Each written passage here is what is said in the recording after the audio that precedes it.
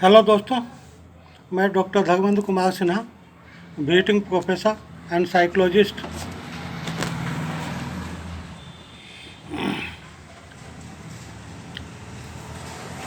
आज मैं सक्सेस पर दो टिप्स आप लोगों से शेयर करने जा रहा हूँ। मित्रों, पहला है हौसलों से जीत। मित्रों, कई बार हम समस्याओं का सामना करते करते थक जाते हैं। ऐसे में हमें निराशा घेर लेती है। तब हम समझ नहीं पाते कि क्या सही है और क्या गलत। लेकिन कुछ लोग ऐसे हैं जो विपरीत परिस्थितियों में भी रास्ता ढूंढ लेते हैं। एक बार नेपोलियन ने आल्प्स पर्वत पार कर इटली में प्रवेश करने की योजना बनाई और सेना के साथ आगे बढ़ने लगा। अंततः सेना के सामने वह पर्वत आया जिस पर चढ़ाई करना लगभग नामुमकिन लग रहा था। सेना में निराशा छाने लगी, लेकिन नेपोलियन ने सेना को चढ़ाई का आदेश दिया। उसके इस आदेश को पास में ही खड़ी एक बुजुर्ग महिला सुन रही थी। वह नेपोलियन से बोली, क्या करना चाहते हो?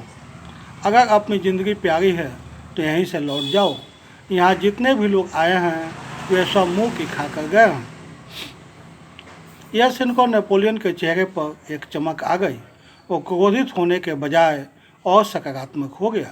अपने गले से कीमती हार उतारकर उस बुजुर्ग महिला को पहनाते हुए बोला, मैं आपका शुक्रगुजार हूँ। आपने मेरा उत्साह बढ़ाकर इस काम को करने के लिए प्रेरित किया। अगर मैं जीवित बच गया आप मेरी जय जयकार अवश्य करना। नेपोलियन की बातें सुनकर उस महिला ने कहा कि तुम पहले इंसान हो जो मेरी बात सुनकर हताश और निराश नहीं हुए। फिर नेपोलियन ने सफलतापूर्वक आल्प्स पर्वत पर चढ़कर इटली को जीत लिया। मित्रों, गीतकार संतोष आनंद कहते हैं, हौसला जीतता है, हथियार नहीं। जो लोग कठिनाइयों का सामना करते हैं, करने का इरादा रखते हैं, वे कभी नहीं हारते। मित्रों, मेरा दूसरा टिप्स है जिसका शीर्षक है पड़ाव दर पड़ाव। मित्रों, यात्रियों को न तो मार्गों की परवाह रहती है न पड़ाव की। पड़ाव तो यात्रा के विषय वस्तु है भी नहीं, लेकिन मार्ग से ही यात्रा है। यह सही नहीं है कि मार्गों का खोज या उनके निर्माण से यात्राएं नहीं शुरू हुई, बल्कि यात्राओं ने मार्ग प्रशस्त किए हैं। अनजान दिशाओं में बढ़े कदमों ने मार्ग दिखाया, मार्ग बनाया। उस पहली यात्रा के अनुगामियों ने उन्होंने मार्ग पर पड़ाव बना दिए। अब महत्वपूर्ण यात्रा नहीं पड़ाव हो गया। यात्रा बस दो पड़ावों के बीच होने लगा। ये पड़ाव शहर हैं, संबंध हैं, कायिक अवस्थाएं हैं, अनुराग है, विरह है, ज्ञान है, अज्ञान है, गृहस्थी है, संन्यास है। काशी से मथुरा की यात्रा, बचपन से जवानी की यात्रा, अनुराग से विरह की यात्रा, गृहस्थी से संन्यास की यात्रा, अज्ञान से ज्ञान की यात्रा, ऐसी ही कितनी ही यात्राएं हैं दो पड़ावों के बीच।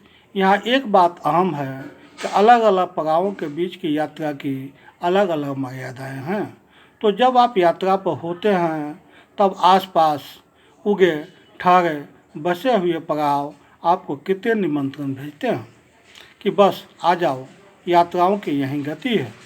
पर नदी में उभरे द्वीप प्रवाह से कहे कि कुछ दिन यहीं बैठो, थकान मिटाओ, प्रवाह उसको अनसुना कर उसकी दोनों ओर से बह जाता है।